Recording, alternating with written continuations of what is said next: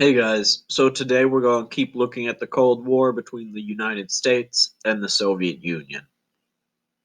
Now, the US and the Soviets competed in a lot of different ways. One of them was to see who could have more influence in Europe, but another was to see who could get the better technology and get into outer space faster.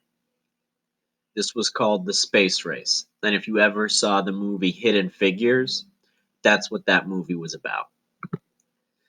So the Soviets got in the lead first.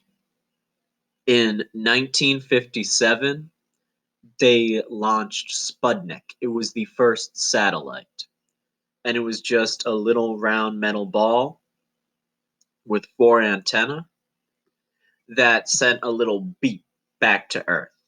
But this terrified the Americans because it meant the Soviets had the lead in the space race. Now, the Soviets kept their lead for a while. In 1961, they put the first man in outer space. That's Yuri Gagarin, this man that you see here. And he was the first man ever to make it into outer space.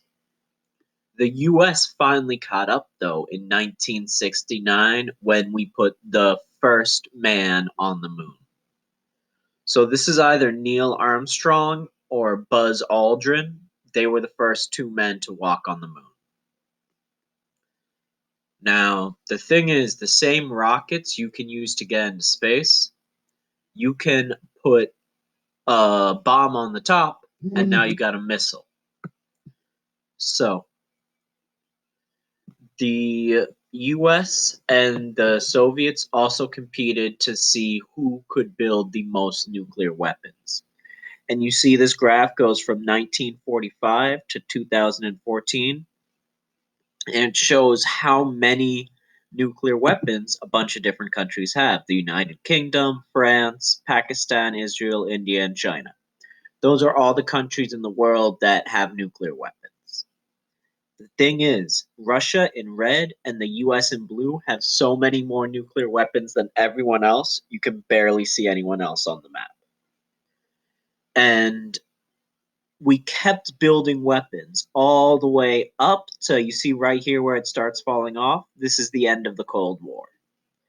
And between them, the US and Russia had enough missiles to destroy the world 10 times over.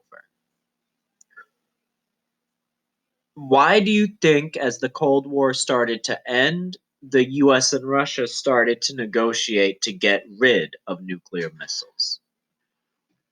All right, guys. That's almost it. We have one less question. Sorry about that. And the last question is this: who do you think won the space race? The United States or the Soviet Union? Explain your answer using examples from the notes. So who won?